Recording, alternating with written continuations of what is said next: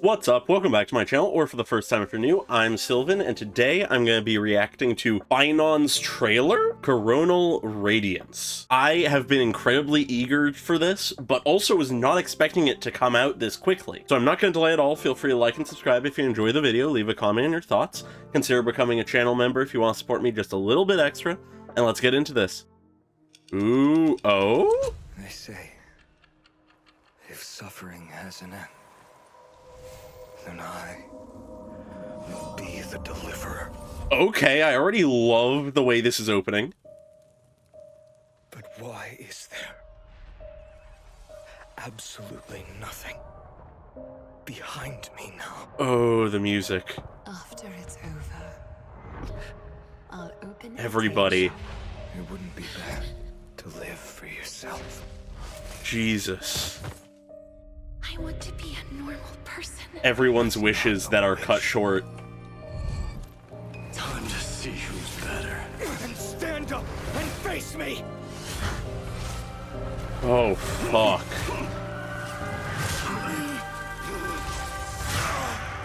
Yeah.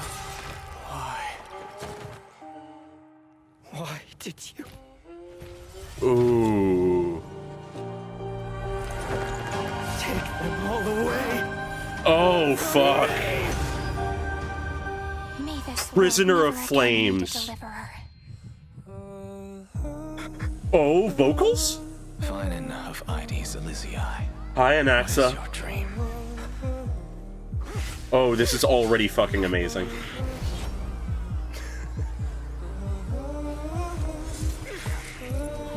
His entire journey. Everything that led up to that moment.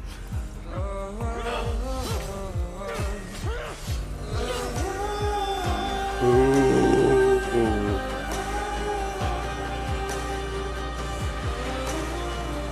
You will bring the dawn, right? In truth, I just want... What is it that you want? Oh, fuck. I'm loving the 2D element for the blood and the fire. Oh. Oh. Is this his metamorphosis? Whoa. Yeah, the transformation. This is not the end.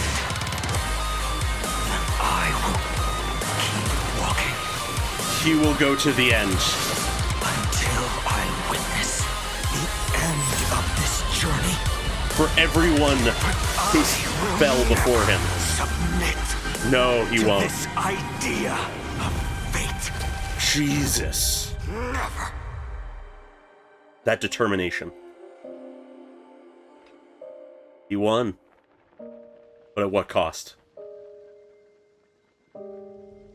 Ooh. The ruin of the future versus the peacefulness of the past.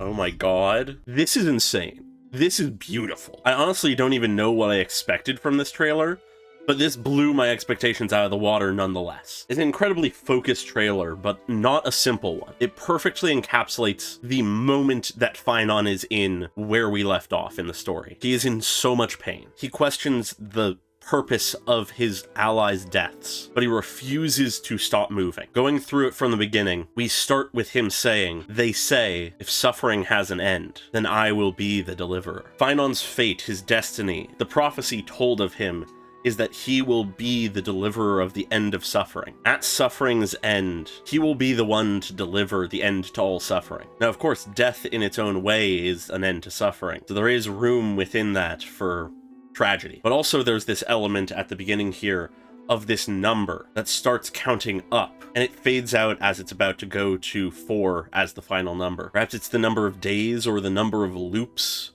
that Amphorius has had since this began, this long journey towards suffering's end. But as he says this, we very quickly cut between countless moments with him throughout his journey until he finds himself surrounded by fire and ruin. He questions But why is there absolutely nothing behind me now? I'm supposed to be the deliverer, the one who ends all suffering. If everyone is gone, who is there for me to end the suffering of? I cannot be a deliverer with no one there to do it for. Everyone who once was behind me now lays dead on the ground. And it's with this that we see that Phainon is charging into battle against the Flame Reaver in the fall of Akama. We see Hyacinth desperately trying to save people, tears streaming down her face. She is one of the few surviving people, though she has ascended to godhood, so even that is complicated. We can see others in the background. I believe this might be Maide here. Everyone is fighting. Everyone will fall. And almost responding to his question is Aglaya's voice after it's over, and we see her fighting side by side with Castris. And she tells him,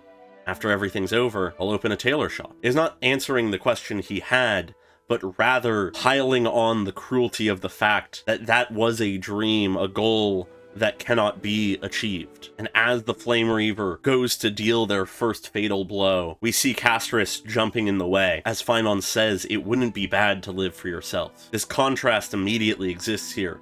One person sacrificing themselves for another, as Phainon says, that you can live for yourself. And as we transition to the bodies of our friends, of Phainon's friends, surrounding him, Castris, one of the Tribbies, we hear the wish of Castris.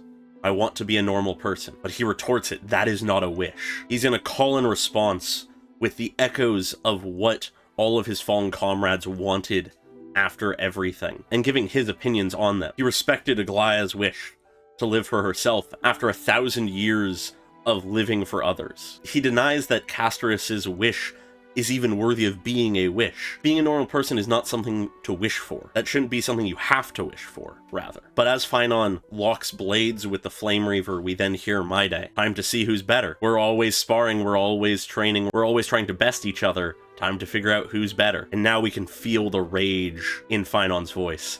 Then stand up and face me. If you want to prove yourself better, don't die here.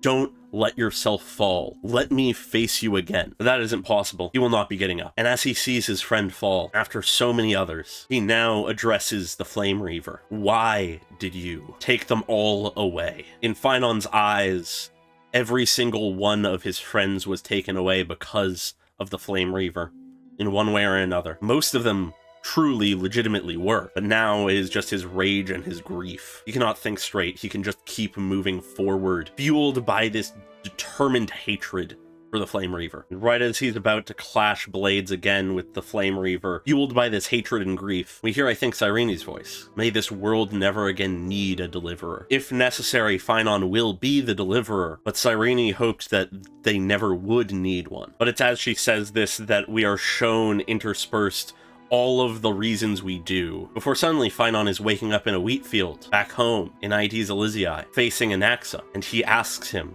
what is your dream? You're lamenting the loss of everyone else's wishes and dreams, but what is yours? What motivates you? What makes you keep going forward despite it all? And after this question, suddenly we are interspersed between the fight and his memories of everyone who's been lost, of everything he tried to protect, everything he dedicated himself to saving, but couldn't. And so all he's left to do is deliver the dawn. He reaches out to the sun, and he begins to say, in truth, I just want. But he's not able to finish saying what his dream was, as even his dream has been cut short. But he refuses this to be the end. As his blood flows down the blade that would kill him, he refuses to end. He becomes something else. He becomes the deliverer that this world needs, regardless of what it means for himself, regardless of what he is becoming to do so. If this is not the end, then I will keep walking. That is what he vows. As long as he lives, as long as he refuses to die, as long as he is willing to sacrifice his being to become something else, he will keep walking. He will keep going until he can ignite the dawn, until he delivers the end to everyone's suffering, until I witness the end of this journey. He refuses to stop until the end. He will see the conclusion, no matter what. But I will never submit. Nothing will stop me. The Flame Reaver, the thing that has taken everything from him, will not stop him, and neither will this idea of fate, this destiny for tragedy. And so he has defeated the Flame Reaver, perhaps even broken the cycle in doing so. But it came at a cost, and it has changed him irrevocably. There is nothing but ruin left at the end of his journey, and it serves as a heavy contrast to the life he once had. And as we end, the counter ticks up one more time to 33550336. Perhaps the conclusion of another loop, but that is all we get. That is where they leave us, to stew in this tragedy. Looking to the description, we have a little bit more. See that white halo surrounding it?